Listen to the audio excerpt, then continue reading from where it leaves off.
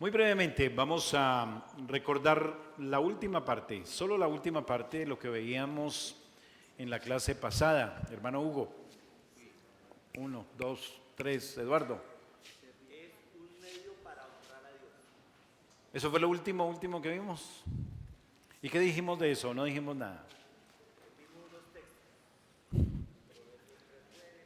¿Qué enseñanza? Que cuando nosotros aplicamos el mandamiento de no robar, Sí, estamos honrando a Dios en todas las cosas. eso, muy bien. Eso era lo que nos sirve para tomar el hilo. ¿Es la ofrenda y el diezmo un acto de adoración a Dios? ¿Sí? ¿Seguro? Bueno, eso es lo que estamos buscando establecer a la luz de la Escritura. Dijimos también que por eso, dentro de los elementos del culto, tenemos la ofrenda como parte de nuestros actos de adoración.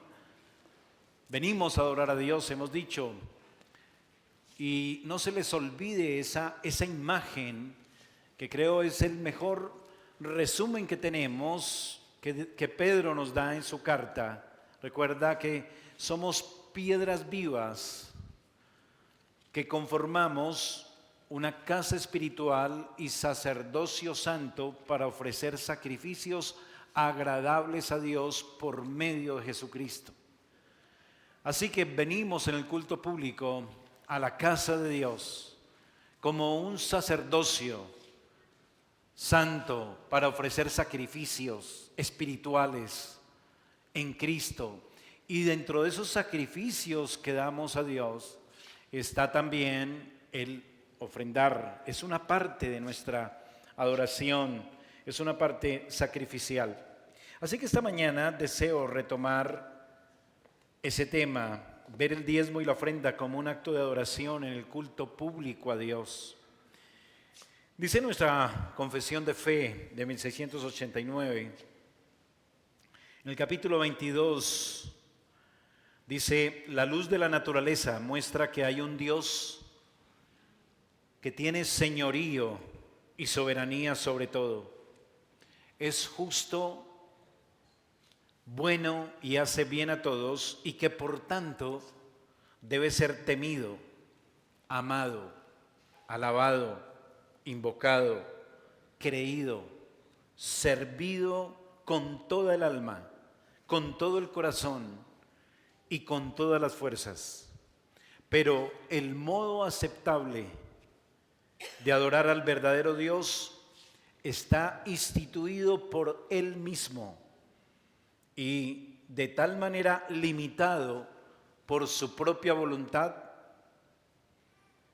que no se debe adorar a Dios conforme a las imaginaciones o invenciones de los hombres o a las sugerencias de Satanás, ni bajo ninguna representación visible, ni en ningún otro modo no prescrito en las santas escrituras.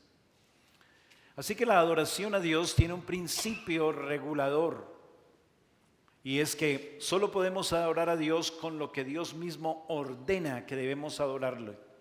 Él no ha dejado a nuestra iniciativa, Él no ha dejado a nuestra creatividad, a nuestra invención, a nuestro buen gusto cómo debemos adorarle. No, Él dice cómo debemos adorarle, y por eso es importante que veamos que en efecto la entrega de parte de nuestros bienes que Él nos ha confiado hace parte de una adoración aceptable a Él, porque Él mismo la ha instituido.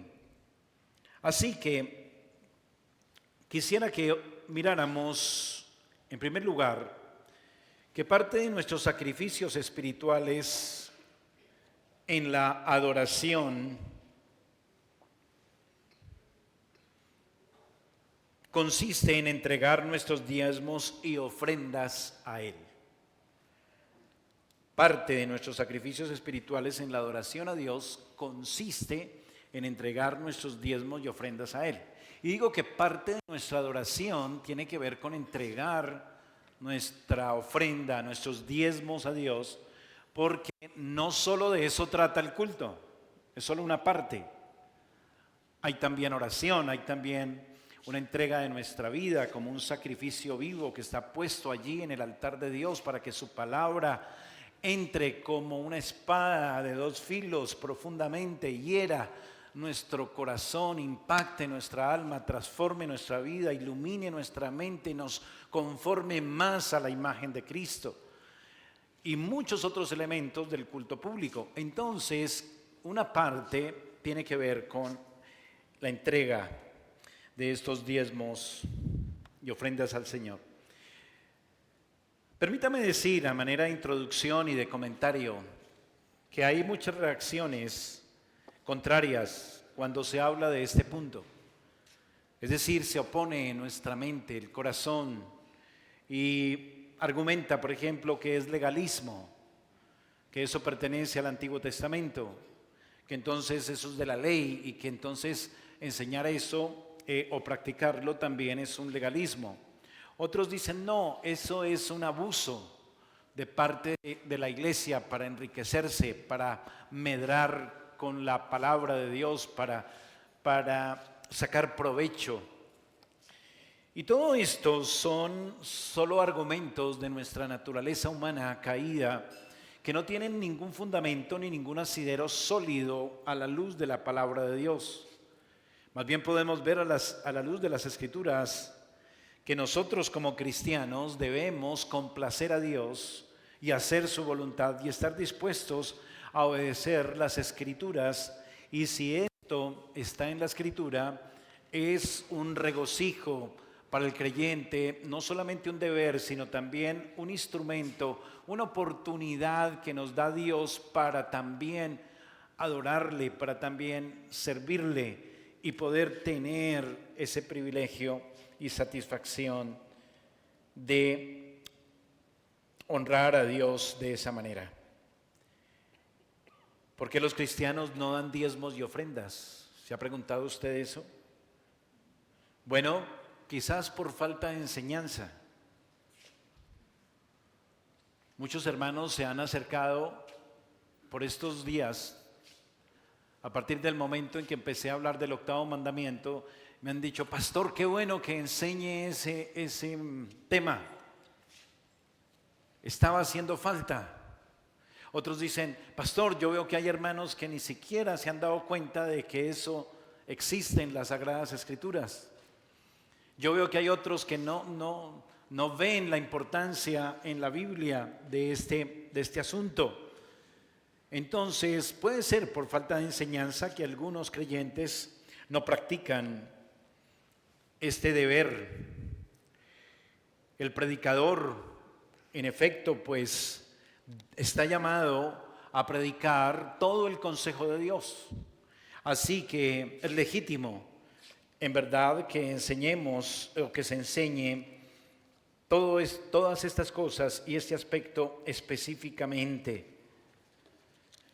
También algunos creyentes no diezman porque interpretan mal la ley de Dios.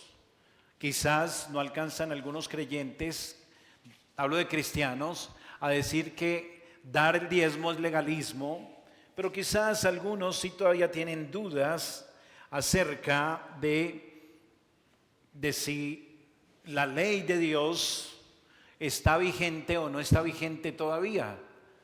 Hay un sector, aquí hemos enseñado en algunas oportunidades, hay algunas doctrinas, algunas escuelas que no se ajustan tan precisamente a las Sagradas Escrituras, como los dispensacionalistas, como John MacArthur, como todos ellos, que cometen el error y dicen que ya la ley no tiene una vigencia para la iglesia del Nuevo Testamento. Así que los cristianos se desubican y se desorientan. Así que si a usted le gusta andar por ahí mirando en internet a MacArthur, tenga cuidado porque él no le va a enseñar bien sobre este tema. Tenga cuidado con eso. Entonces, Es importante que el creyente sepa que la ley de Dios está vigente, que el Señor Jesús precisamente vino para cumplir la ley y para que su pueblo, en la gracia que ahora Él le da, pueda entonces cumplirla. Para eso también murió el Señor Jesucristo, para que su pueblo ahora pueda vivir y andar en aquello que antes le era imposible andar por causa de su esclavitud al pecado. Ahora estamos libres y ahora podemos hacer la voluntad de Dios. Algunos entonces piensan que la ley entonces ya no aplica de la misma manera para el creyente. Algunos piensan incluso que debía de abolirse por completo. Pero tenemos respuestas breves, ¿no? Sin entrar en detalles todavía ni en el estudio. Podemos decir, bueno, en el Nuevo Testamento esta verdad se da tan sentada o se da como un hecho tan cierto que ni siquiera hay necesidad de repetirla. Usted sí ha notado que en el Nuevo Testamento hay enseñanzas que no se dicen constantemente porque es que ya se dan por asumidas. Porque es que, ¿para qué repetir la verdad que se ha dado en 39 libros? Ya Dios nos la ha dado, y entonces volver y repetirla en los otros 27 del Nuevo Testamento. Pues no hay necesidad de repetirla tanto, porque ya se ha dicho en 39 libros en el Antiguo Testamento. ¿Me comunico? Y eso tiene que ver como, por ejemplo, con el cuarto mandamiento, con el día del Señor. En el Nuevo Testamento se da por sentado el día del Señor. Entonces, es por eso que no se ve igual. Eso es para pensarlo también. Por el otro lado, en Hebreos 4, como nos enseñaron nuestros hermanos en su momento, en la predicación sistemática y expositiva de Hebreos, en Hebreos 4, que los santos del Antiguo Testamento son ejemplos de vida para nosotros los creyentes del Nuevo Testamento. Así que no hay que pensar tan ligeramente que ya el Antiguo Testamento es muy poco lo que sirve para el cristiano. Si no, pues hermano, mejor cómprese solo un Nuevo Testamento, que creo que todavía venden Nuevo Testamento sin Antiguo, y así le pesa menos en la cartera, ¿cierto? Entonces, hay dos razones para dar el diezmo y ofrenda consistentemente como parte del servicio cristiano. Y esas dos razones es porque es bíblico y segundo, porque no es parte de las cosas indiferentes. Porque es bíblico y no es parte de las cosas indiferentes. Para establecer esto, un texto clave será suficiente. Ya vimos algunos principios cuando tratábamos a la luz del octavo mandamiento este tema. Ahora quiero que nos concentremos un poco esta mañana en 1 Corintios capítulo 16, versículo 2.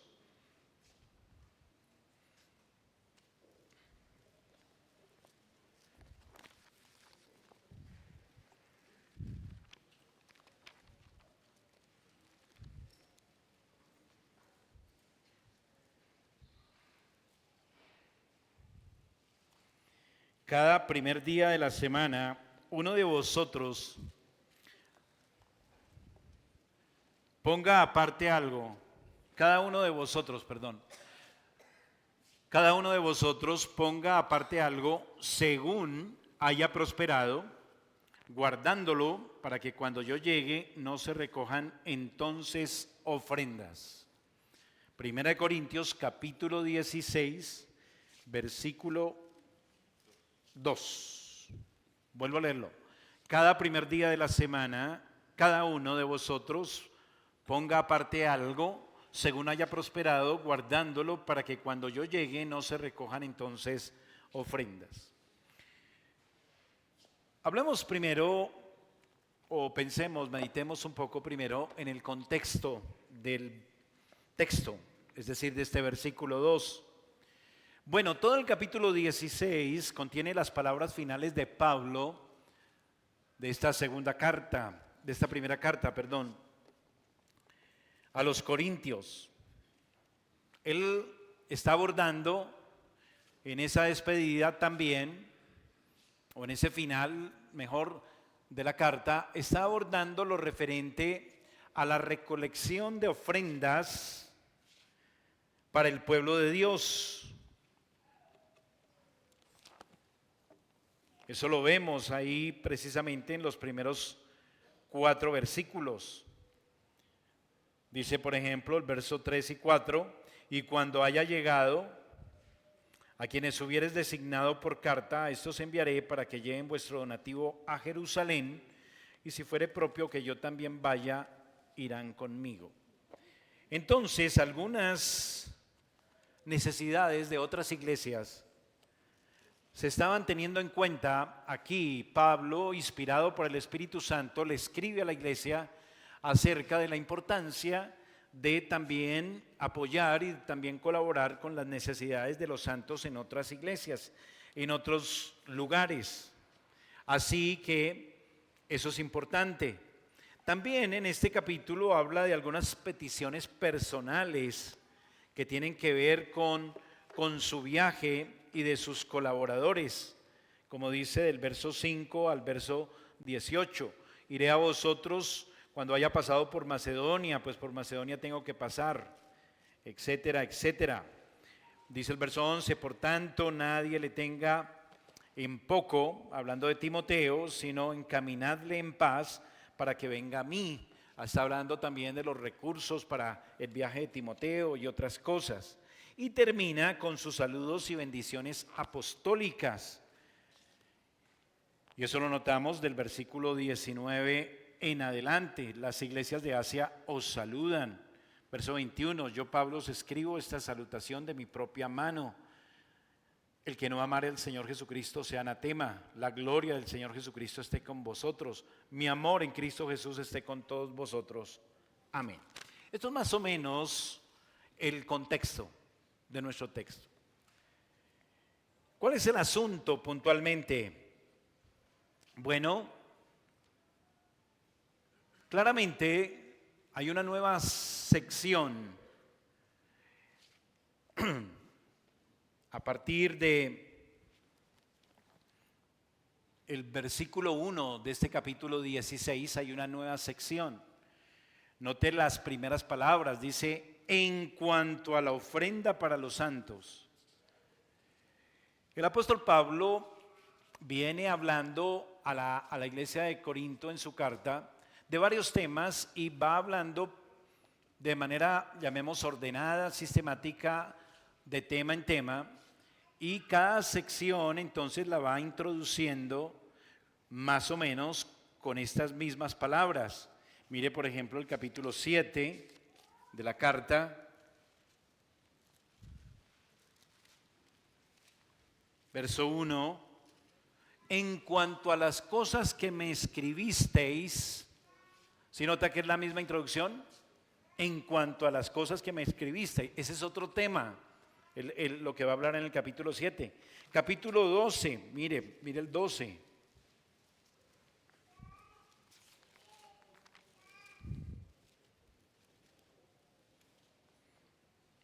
Versículo 1. No quiero, hermanos, que ignoréis acerca de los dones espirituales.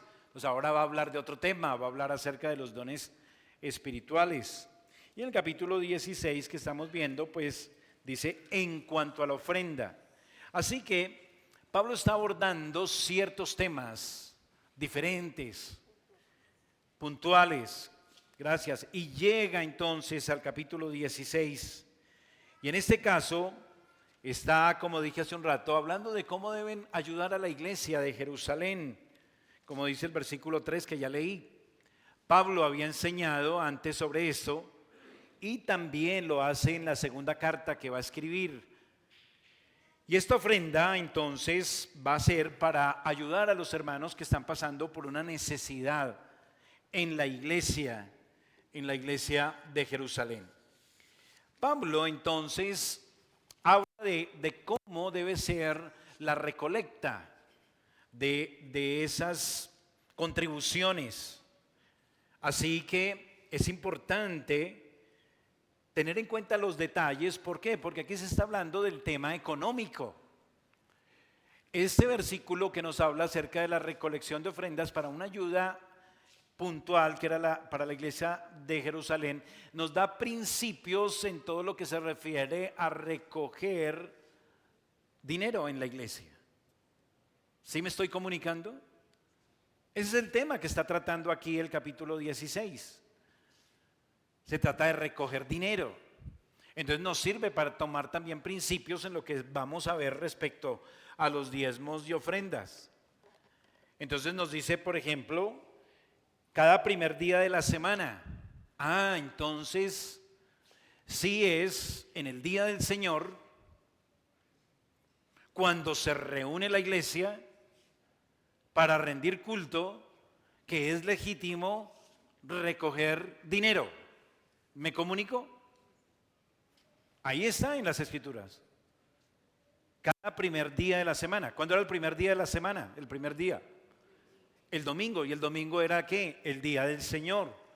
Y el día del Señor se reunía la iglesia para rendir culto a Dios. Se reúnen el primer día de la semana como iglesia. Estarían todos los hermanos en un solo lugar. Así que eso no solamente enseña que los hermanos en el día del Señor se espera que estén todos en un mismo lugar. Todo creyente, todo miembro de la iglesia debe estar donde se reúne la iglesia. ¿Sí? No debe estar paseando en Icononso, ¿cierto? Ni en la ciclovía, ni por allá en otra parte, ¿sí? Claro, habrá casos en que hay tiempos de vacaciones legítimas y entonces va a Icononso, pero se reúnen en la iglesia que está en Icononso y allá se congrega. Pero eso es algo esporádico, ¿sí? Se debe estar reuniendo en el día del Señor. Pero está diciendo entonces que allí es cuando se juntan o se recogen dineros con cierto propósito. Allí es cuando deben de ser dados también nuestros diezmos y ofrendas. ¿Será que solamente se recogieron ofrendas allí? No creo. Creo que también se recogieron los diezmos allá en ese momento. Y dice también, cada primer día de la semana, cada uno de vosotros ponga aparte algo. ¿Cierto? Entonces, aquí entramos ya a mirar más en detalle lo que este pasaje nos enseña. Sí, hermano. Pastor, que ahí hace alusión de forma imperativa. Lo debemos de hacer y no lo dice en pasado ni lo dice en futuro. Es una constante. Es imperativo, o sea que es obligatorio para el pueblo cristiano asumirlo como ley, porque no habla no por si se quiere o se hacía o se hará, sino que es una constante y lo habla de forma imperativa en todo el contexto. Gracias, hermana Elena. Está iluminada. Y claro, la iluminación viene de la Escritura, ¿no? En el versículo 1 dice, de la manera que ordené, al final del versículo 1, a las iglesias. Es una orden, es un imperativo. Y gracias, hermana, no es una sugerencia. Y eso es bueno remarcarlo en verdad, ¿sí? Porque a veces las cosas de Dios se toman como una sugerencia. Y por eso es que usted toma también como una sugerencia muchas cosas en la vida. Entonces toma usted como sugerencia que hay que amar a la esposa como Cristo ama a la iglesia, y por eso usted a veces la grita y la trata duro y la trata mal, porque es que usted cree que eso es una sugerencia. ¿Sí? O usted se pasa el semáforo en rojo porque también cree que el rojo es una sugerencia. Y así sigue pecando todo el tiempo. Porque son sugerencias. No, es la voluntad de Dios, es imperativo, es una orden. Bueno, entonces vamos a entrar al punto. Vamos a hablar ahora, ya después de ver el contexto, vamos a hablar de la frase clave. Dice, según haya prosperado. Dice, cada primer día de la semana, cada uno de vosotros ponga aparte algo según haya prosperado. Esta es una frase algo difícil. La palabra principal solo ocurre 2 veces, Roger. Solo ocurre 2 veces, Roger, en el Nuevo Testamento. Así que es difícil hacerle un seguimiento para captar ese peso de interpretación que tiene la frase. En Tercera de Juan capítulo 2, el sentido es diferente. En Romanos 10 también. El contexto, en este caso, es lo que nos da a nosotros la luz de cuál es el sentido de la frase. El contexto demanda que entendamos la palabra en su sentido figurado. Dice, ponga aparte algo según haya prosperado. Es decir, respecto a qué es lo que Dios en su buena voluntad ha querido darnos como ingreso económico. Así que Pablo dice entonces que se debe poner aparte algo proporcional a lo que uno ha ganado, en lo que haya sido prosperado, es la frase. Esta proporción entonces fue establecida desde tiempo atrás en el Antiguo Testamento.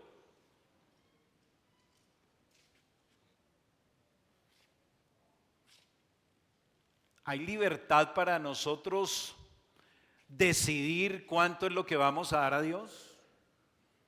Como un reconocimiento y como un cumplimiento de este mandato de dar a Dios lo que le corresponde y no robarle. ¿Podemos darle lo que queramos? Entonces decimos, no, pues, venga, a ver, ay, aquí tengo 300 pesos. Y yo sé que algunos hacen así. No, hay una medida. Según haya prosperado. Según haya prosperado.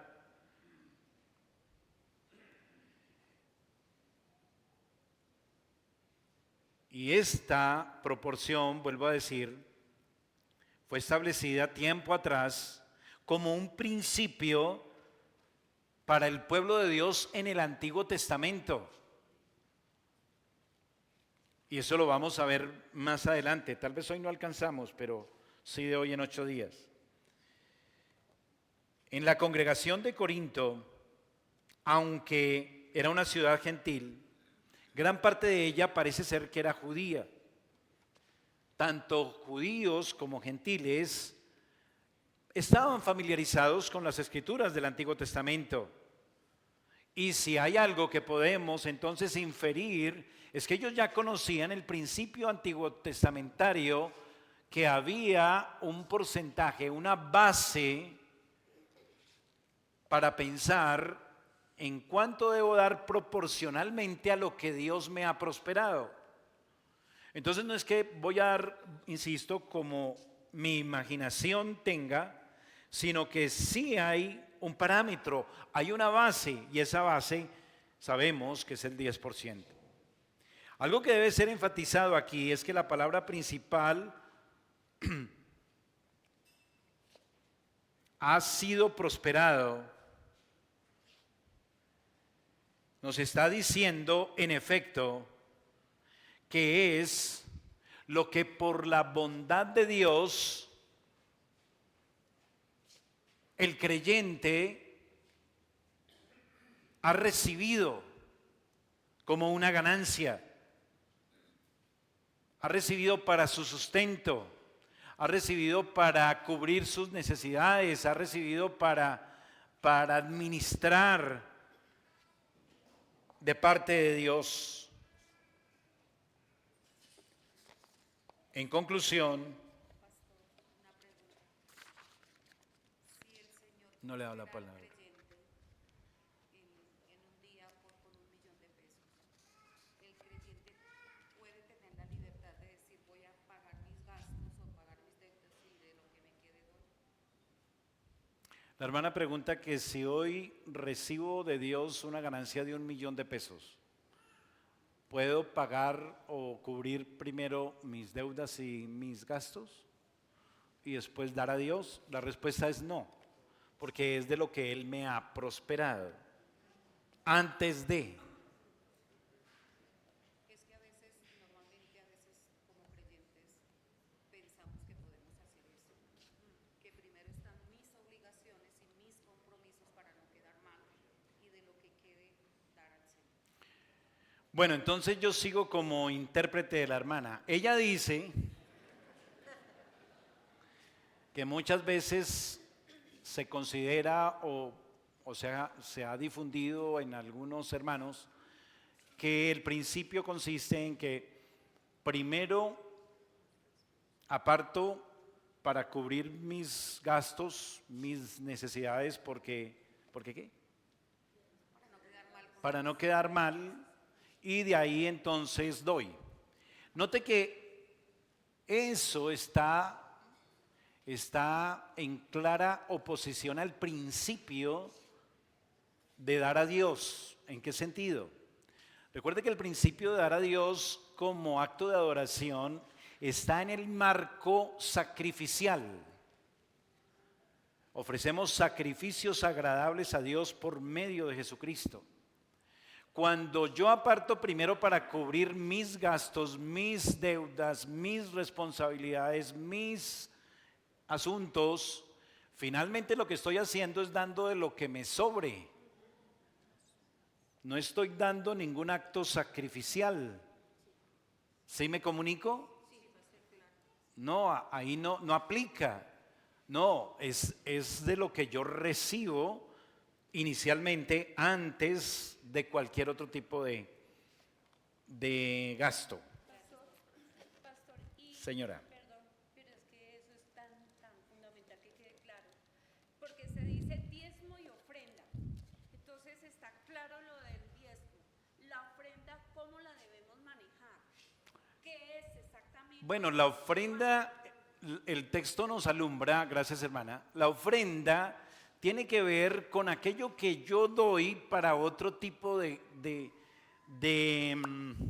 necesidades que hay en la vida de la iglesia. Por ejemplo, cuando yo doy pro templo, estoy dando una ofrenda pro templo.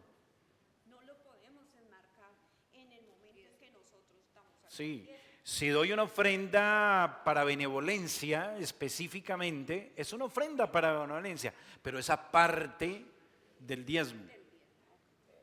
Y primero saco el diezmo. Entonces aquí la ofrenda era para los santos que estaban en necesidad en Jerusalén. Entonces nosotros apartamos y ofrendamos para el culto de la reforma. Supongamos, queremos ofrendar para los gastos que va a tener la iglesia ese día. Es un ejemplo. Entonces, esos son ofrendas que se recogen para eso. Sí, Luis. Aplica como voluntarias, como en el caso del Antiguo Testamento de los levitas, que dice que su ofrenda voluntaria. Sí, la ofrenda es voluntaria, correcto. Bueno, entonces déjenme dar la conclusión. Yo les iba a dar la conclusión, ¿cierto? Antes que... Bueno, entonces, Pablo enseña aquí varios principios. Ya dijimos, primero, que la iglesia ordinariamente se reúne en el día del Señor y en el día del Señor, en sus reuniones ordinarias, uno debe dar según lo que haya recibido de parte de Dios o ganado o prosperado, los diezmos y las ofrendas. Debo de hacer una separación conforme al principio que Dios nos da en el Antiguo Testamento del 10% para lo que tiene que ver con el diezmo. Esa es la base. Y habiendo dicho esto, es importante que nosotros veamos con claridad cuál es el origen del diezmo. La doctrina y práctica del diezmo no es un invento del siglo XXI o del siglo XX. No, debemos ver qué dicen las Escrituras, ver cómo la revelación especial de Dios nos alumbra realmente acerca de este principio donde hay muchas opiniones, muchos contradictores, muchas ideas locas, ¿sí? Y usted, por favor, no le crea al primero que aquí en la iglesia, después de que yo ore, le empiece a decir cosas. No, deje que yo termine este estudio y ahí sí. Porque ahorita empiezan, no, sí, es que mire, el origen es que y que lo otro, porque aquí hay sabiondos y lo enredan a usted. No, en serio. Y lo malo es que después me vienen a decir, ay, pero es que aquí en la iglesia, pastor, yo sé que se practica el diezmo en especie. ¿Cómo, hermano? Sí, el diezmo en especie. Sí, yo traje por ahí unas naranjitas y tal, y pues así estoy diezmando. Yo, ¿qué? ¿Quién? ¿Y quién le dijo eso? No, es que una vez cuando usted estaba enseñando eso, en el descanso vino un hermano y me dijo que el diezmo era así y así, o también en especie. Aquí en la iglesia nadie ha enseñado eso. ¿Me comunico? Entonces, si a usted le gusta enseñar, quede calladito. Y vamos a esperar a mirar bien el tema para que tengamos entonces un criterio bíblico acerca de esto que es tan necesario y tan importante. Bien, hermano, entonces vamos a ver el origen del diezmo, lo vamos a dejar como título para nuestra clase de hoy en 8 días. Vamos, a orar. Padre, Señor bueno, queremos darte gracias por tu palabra, que siempre nos anima, nos desafía, nos ilumina, nos ayuda, nos orienta. Padre, sabemos que aún no estamos a la medida de lo que tú quieres y nos revelas en tu palabra. Ayúdanos, Señor. Permítenos atesorar estos principios. Ayúdanos a entender que tu palabra nos señala hacia tu día santo y bendito, como el día cuando nos reunimos como iglesia. Y es ahí donde damos como parte de nuestra adoración diezmos y ofrendas para tu gloria. Que esto vaya calando en nuestros corazones y vayamos conformándonos más a esta buena voluntad para ser dadores alegres, como dice tu palabra. Dadores fieles también, Señor, te lo ruego en el nombre de Jesús. Amén y amén.